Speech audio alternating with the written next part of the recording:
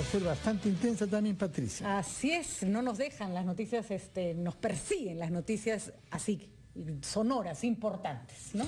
Hemos tenido un día domingo con intensa actividad judicial, puesto que han habido dos audiencias importantes, una por lavado de activos contra Keiko Fujimori y varias otras personas de su partido político, y otra sobre el fugado juez César Inostroza. Ambas tienen enorme repercusión política. Efectivamente. Y además también tenemos los movimientos que hay dentro del Congreso, no solo con la posible renuncia del señor Salaverry, que ya se ha anunciado, sino también posible, digamos, todavía no está nada concreto, sino con el tema de la moción de censura presentada por el APRA, que podría o no concretarse. Difícil, Fernando, porque Fuerza Popular ha dicho que no la va a apoyar, ¿no? Vamos a ver si hay otras bancadas que la apoyan. Por lo pronto tenemos acá a miembros eminentes de dos de las bancadas, del señor Richard Arce de Nuevo Perú y Juan Chaput de la bancada de PPK. Esperamos que haya algún congresista del APRA pronto. Se nos dijo que Javier Velázquez Jejen debería venir. Si no llega por tráfico, estableceremos por lo menos una comunicación telefónica. Así es, para tener todas las opiniones, como siempre. Pero veremos entonces qué es lo que nuestros invitados presentes nos dicen sobre esta iniciativa del APRA. No es la primera de estos últimos días. Hemos tenido una serie de varias iniciativas, algunas de ellas abortadas rápidamente, ¿no? Hace 10 días, y otra que está pendiente también de cambiar la cédula para el referendo. Sin embargo, lo que queremos discutir ahora, ¿qué sentido y qué viabilidad tiene esta moción para censurar al primer ministro congresista César Villanueva? Su opinión sobre el tema, señor Juan Chaput. Bueno, muy buenos días, Pati. Buenos días, Juan. Fernando, ¿qué tal, Richard? Yo creo que esta moción ya nació muerta. Yo tengo entendido que el día de hoy van a insistir, pero nace muerta desde el momento que se necesitan 33 firmas. Y creo que, según lo que estoy escuchando de todos los partidos, empezando por Fuerza Popular, que es la que mayor cantidad de votos tiene, no se van a plegar. La insistencia en la misma sería simplemente por un acto mal entendido de dignidad, porque yo creo que también es digno saber reconocer que uno se ha equivocado y no tiene que insistir en ello. Los fundamentos de la propia moción, creo yo, ya han sido aclarados por el presidente, y sería continuar con un clima de beligerancia que la verdad no se condice con las exigencias de la ciudadanía en estos momentos. Aún más, hay una agenda muy complicada en los próximos días en el Parlamento, y distraer al Parlamento con otro pleno, con otra discusión, etcétera, etcétera, por el tema de la moción, creo que es indebido. ¿Qué cosa es lo que busca el APRA con esta moción? Porque ya sabemos que tras una censura al gabinete de César Villanueva o al solo primer ministro puede estar escondida una voluntad de que se disuelva el Congreso. Podría ser en extremo, pero también en el cortísimo plazo es evitar que el gobierno pueda tener la hegemonía de la agenda a partir de la captura de César Inostroza. Yo creo que en parte cumplieron con su cometido. El mismo día que capturaron a Inostroza salió esta solicitud de moción, y eso que generó, pues simplemente que se compartieran los titulares al menos durante mediodía. Entonces, aparte de ello, la verdad es que no le encuentro un mayor sentido. Ahora, no podemos negar, y tal vez el congresista Richard Arce tenga una opinión distinta al respecto, que tal vez no daba para una moción de censura, pero que la contradicción en las fechas dadas por el premier Villanueva en la sesión del Congreso tampoco eran poca cosa, y sobre todo porque el congresista del Castillo pidió varias veces la aclaración y él varias veces señaló la misma fecha. ¿Se quedaron ustedes satisfechos con que se trataba simplemente de un error? De todo, buenos días, Fernando. Buenos días, Patricia. Es un escenario bastante complicado para el país el que estamos viviendo, partamos de esa premisa. Ahora, dentro de los procedimientos, evidentemente, para una censura previa hay una interpelación.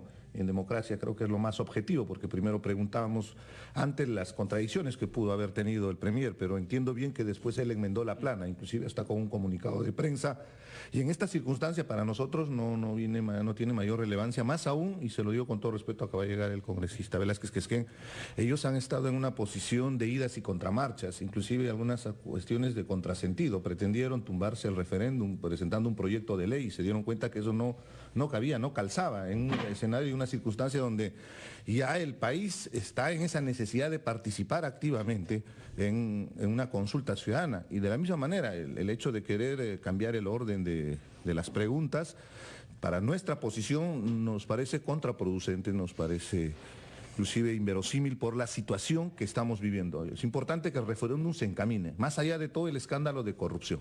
En ese marco no le vemos mucha consistencia en la propuesta que ha hecho el APRA para poder presentar esta moción de censura contra el Premier.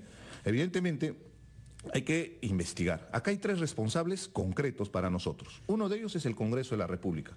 Con las dilaciones que ha habido respecto a las denuncias de Inostroza, le ha permitido generar todo un espacio para que él pueda preparar su fuga. Porque fugarse todavía a Europa, eso no se hace de la noche a la mañana. Necesitas planificar, necesitas organizarse.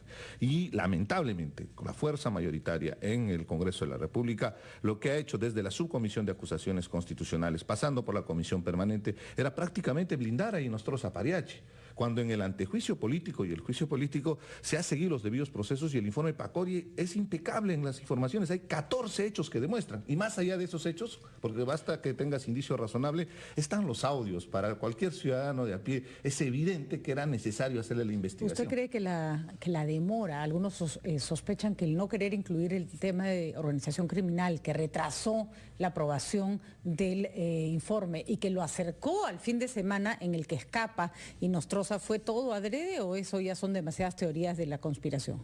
No es más que objetivo. Veamos todo lo que ha sucedido durante este tiempo y ahora se va confirmándose con estos chats del famoso Telegram de la botica, donde se ve claramente un direccionamiento para poder entorpecer la labor que vienen realizando nuestro sistema de justicia. Pero quería cerrar el tema. Acá hay corresponsabilidad. Por un lado, el tema del Congreso con todo lo que ha expresado. Lo segundo, definitivamente el Ejecutivo tiene gran responsabilidad a través de migraciones. Ha renunciado el ministro del Interior, pero ¿qué es del jefe de migraciones, que también es responsable? Además no se oye de padre, la misma ¿no? manera, lo hemos visto, la ¿no? policía judicial que tiene el expediente, que tiene el documento que debió haber hecho el seguimiento y que se investigue, porque ahorita se ha roto el hilo por la parte más delgada, que es la funcionaria que ha puesto el sello para permitirle salir del país. Pero también ahí está la Fiscalía. Ojo, la Fiscalía también tiene cierto grado de responsabilidad y ahí directamente el señor Pablo Sánchez y evidentemente también el señor Chávarri, porque son los fiscales supremos y fiscal de la Nación encargados de investigar a una autoridad como es un vocal supremo. En ese marco, para nosotros sería importante que si queremos transparentar e investigar realmente los grados de responsabilidad, se tiene que hacer una evaluación para ver cuál es la responsabilidad tripartita, tanto del Congreso, del Ejecutivo y evidentemente también del Ministerio Público. Bueno, vamos a ir a una pausa, Patricia, y después de ella escucharemos al señor Velázquez Quesquén que nos explique el tema concreto que estamos tratando de entender, por qué el APRA está presentando esta moción de censura contra el primer ministro, que desde ya sabemos no tendrá el respaldo de quien ha sido su aliado en muchas otras batallas, es decir, Fuerza Popular. Vamos primero a la pausa. 8:34, nosotros seguimos con este interesante debate que se ha dado en función al rol que tienen ahora los distintos movimientos políticos dentro, o los partidos políticos dentro del Congreso. Hablábamos de la necesidad o de la presentación que había hecho la APRA de un intento de censura del gabinete, que decían los otros congresistas, Juan Cheput y Richard Arce, que están con nosotros, que eso no tenía ningún futuro. ¿Insistirán en el pedido? Sí. Pero ¿sí? Me parece muy bien, y yo respeto la opinión de las bancadas, pero nosotros somos coherentes. El contexto en que se origina esta conclusión de la censura tiene que ver mucho con el jueves. Hubo un extenso consejo directivo en que se discutía y todo el mundo, tú eres culpable, tú eres culpable, tú eres culpable de la fuga de Inostroza, recuerden ustedes. En ese contexto nosotros dijimos en el consejo directivo, ¿por qué un tema tan delicado como esto? Mejor hagámoslo público en el Pleno del Congreso, para definir inclusive yo, en primer momento, cuando estuve en la oficina, vi que Salaverry lanzó un tuit retirando al oficial mayor, al jefe de asesores, y yo dije, oiga, es que hay un asentimiento de culpa. Entonces, pero si el señor está licenciando a su plana mayor, él tiene responsabilidad política. Dije, sí, sí se demuestra que es. Entonces, Y debería renunciar Salaverry, dijo usted, ¿no? claro, en su momento. Pero ¿qué es lo que sucede? Y ahora ya no. ¿Qué es lo que sucede? Lo que pasa es que ahora hay un error en conceptos constitucionales. Una cosa es la censura y otra cosa es la confianza. Hay un grupo que dice, no quiero apoyar la censura porque tienen miedo de perder el curul. Las censuras no se cuentan, no se cuentan. Lo que se cuenta para cerrar el Congreso son las cuestiones de confianza. Ayer he visto en la televisión todo el mundo decir, no, que no quieren por la censura. Nosotros podemos plantear 20 censuras a ministros y eso no se cuenta. Lo que pasa es que normalmente cuando se plantean muchas censuras, lo que hace el gobierno es pedir una cuestión de confianza. Obviamente, ¿no? obviamente. Ese es el primer tema que hay que centrarlo. Segundo es que la Constitución es muy clara, mi apreciado Fernando y Patricia. El artículo 118 de la Constitución dice que el presidente, la atribución del presidente es cumplir y hacer cumplir las resoluciones judiciales. Cuando desde el 13 de julio el señor Inostroza tenía impedimento de salida del país, ¿quién debería hacer cumplir esa resolución judicial para que no salga del país? ¿El Congreso? Ministerio del Interior. Por supuesto, pero por eso el Poder Ejecutivo. Entonces yo dije en el Pleno algo que no se tomó en cuenta, pero dije, yo sí creo que el único responsable es el gobierno. Ahora, que es suficiente la responsabilidad política licenciando al ministro, ya eso lo podemos discutir. Entonces, se hizo un gran debate, se ha hecho un gran debate, y el presidente ha salido a decir, en las últimas horas ha dicho, no solamente nosotros somos responsables, sino hay otras instituciones. Entonces, la censura es una herramienta democrática, consecuencia de una presentación. No necesitamos hacer una interpelación, ¿eh? La sola presencia el jueves del primer ministro, la consecuencia puede ser que se le plantee una censura. Le hemos planteado en el contexto de abrir un debate, porque fíjense, no es bueno para la democracia que se diga, no solamente nosotros somos los responsables, sino hay otras instituciones, se deja ahí la duda. Y cuando Jorge del Castillo meridianamente deja claro, a propósito de lo que declaró Villanueva en el Pleno del jueves, y dijo, nosotros conocíamos desde el 7, y por razones de gobernabilidad, no lo tratamos. Entonces, esos 10 días. Y esos 10 días están en discusión que le están echando la culpa al Congreso en el que yo pertenezco. A ver qué nos dice sobre ese punto específico, señor. Permíteme terminar. Sí. La censura no va camino. Mire, para presentar la censura necesitamos 34 votos, para aprobarla 67. Pero es una herramienta democrática que lo que va a hacer es abrir un debate y expiar todas estas contradicciones que el gobierno viene dando. Eso es bueno para la democracia, señor, no es para desestabilizarla. Es bueno para nuestra democracia, 1 y 2, específicamente las fechas.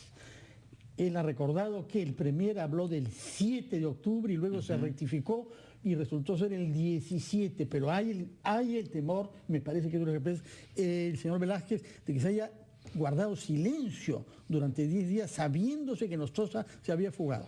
Mira, yo creo en el control político y por otro lado creo en la teoría de los hechos consumados. ¿Dónde está Nostroza en estos momentos detenido en España? ¿Quién lo ha hecho? El Poder Ejecutivo a través de una llamada directa del presidente de la República, exigiéndole al presidente de gobierno Pedro Sánchez de que active todos los mecanismos habidos y por haber para poder detenerlo. Si el gobierno hubiera querido que se fugara, no hubiera actuado con tanta certeza o con tanta eficacia.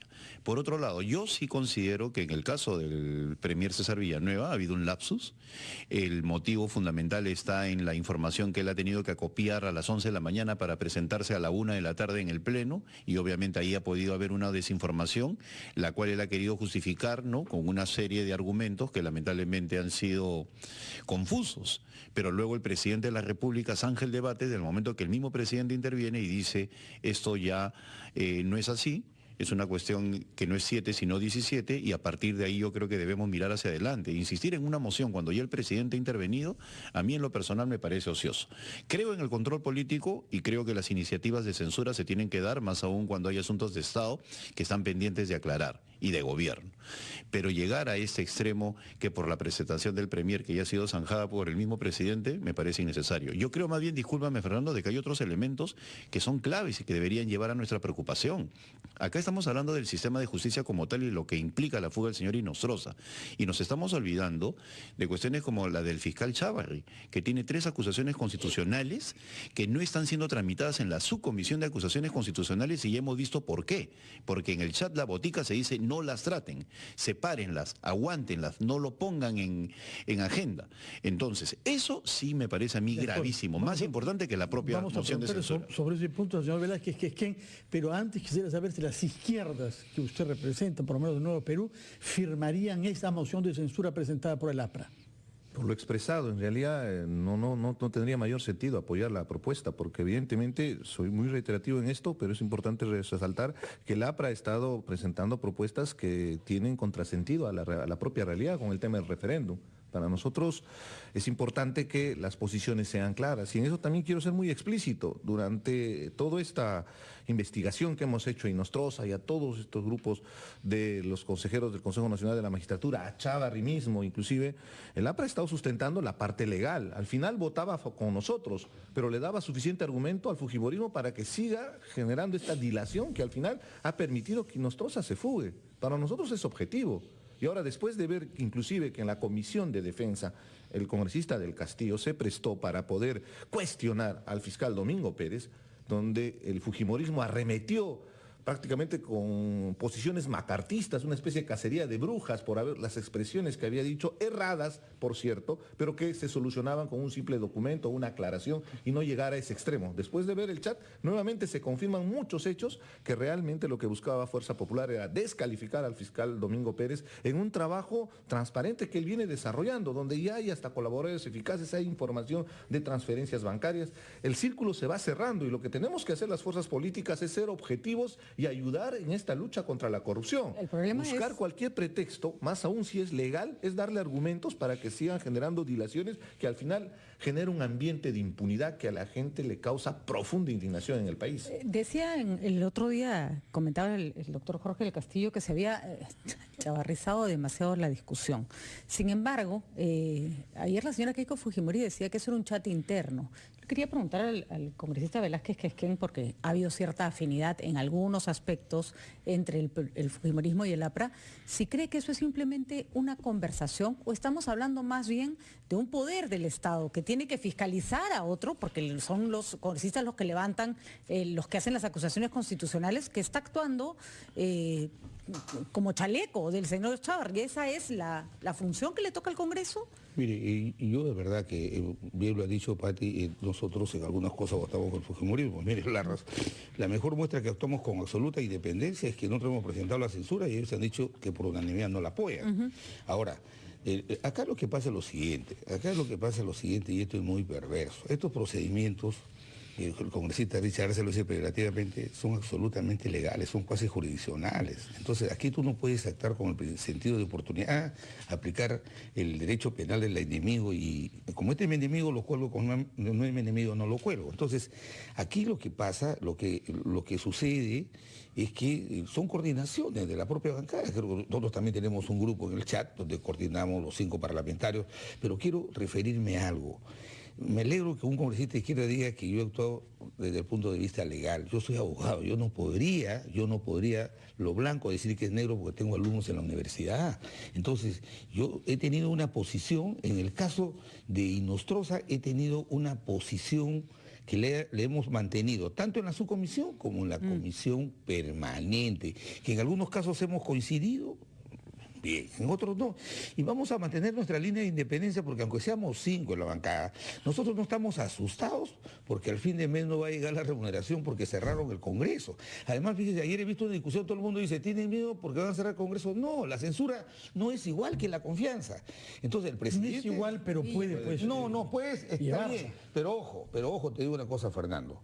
Hoy día, por quítame esta paja, discúlpame el término, un presidente no puede cerrar el Congreso. No puede cerrar un Congreso. Si tú revisas la historia, por ejemplo, de una democracia solvente como la americana, tú no puedes ver a Trump, no puedes ver a Obama o a no tienen Bill Clinton, ese derecho, pero no nuestra pasa por constitución es su diferente. cabeza. No pasa por su cabeza acabar con una institución, cerrar una institución que es fundamental para la democracia. Por la cabeza de Trump pasa de todas maneras, pasa que no puede. ¿Por qué? Señor Velázquez, que en los Estados Unidos se ha cerrado el gobierno porque no se aprobó el presupuesto. Pero hay otros mecanismos. En cambio, a mí me parece bien, por ejemplo, que ahora los fujimoristas, yo no sabía la reunión del martes, el jueves creo que había una reunión de 5 congresistas, han tomado la decisión de pasar a otro nivel de, dicen, proactivo. Yo creo, pero el Congreso a lo lo que no puede renunciar es a hacer un control político serio y responsable.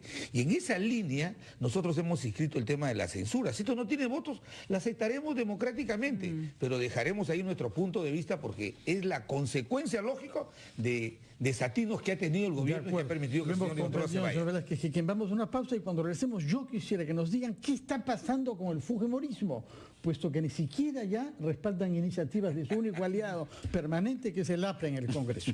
Vamos a ver eso después de la pausa. Son las 8:48, quedó planteada la pregunta, ¿qué está pasando con el fujimorismo? Tenemos algunos elementos de respuesta con una entrevista que le has hecho esta mañana tú a Petrosi, congresista que ha renunciado a la bancada de Fuerza Popular. Bueno, muy fuerte, ¿no? Dijo que él no estaba dispuesto a pertenecer a una bancada donde las decisiones se tomaban de manera unilateral, mesiánica, sin escuchar a todas las partes. Y dijo además que encima las indicaciones no venían de Keiko Fujimori, sino de los asesores que estaban mal que la acompañaban mal en este asunto.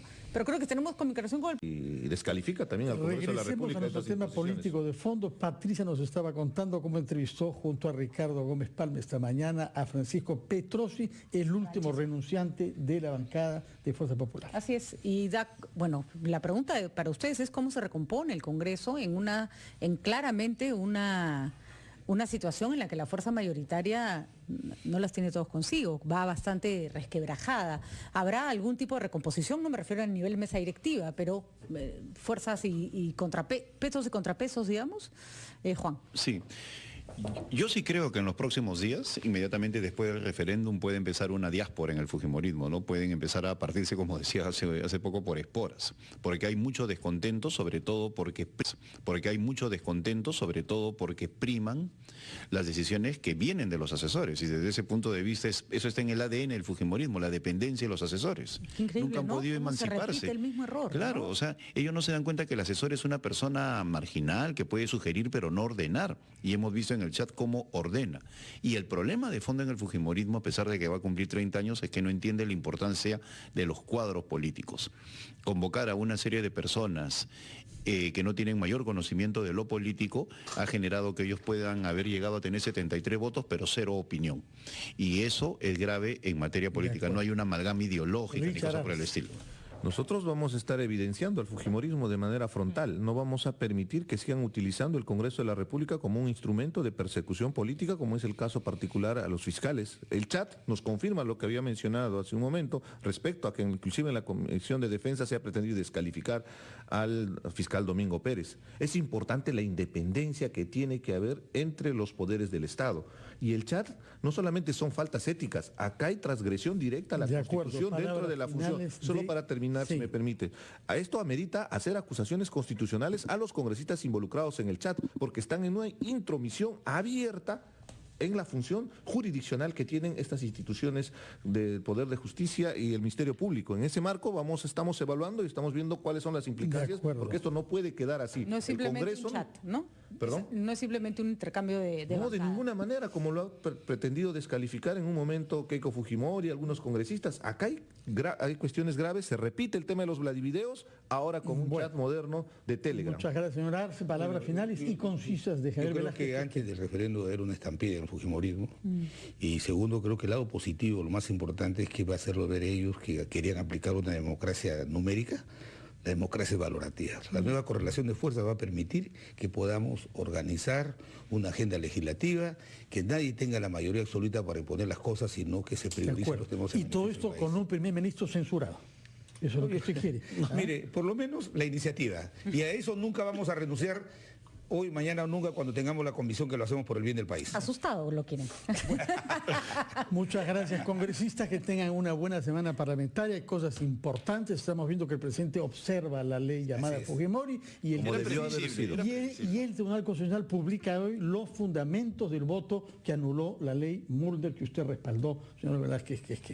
Muchas gracias por su presencia acá. Y aceptamos los alcances de la sentencia porque somos demócratas. Muy bien, muy buenos días. 9 en punto, titulares de la hora, y regresamos a ampliación de noticias para hablar sobre la producción y el CADE de este año. Gracias.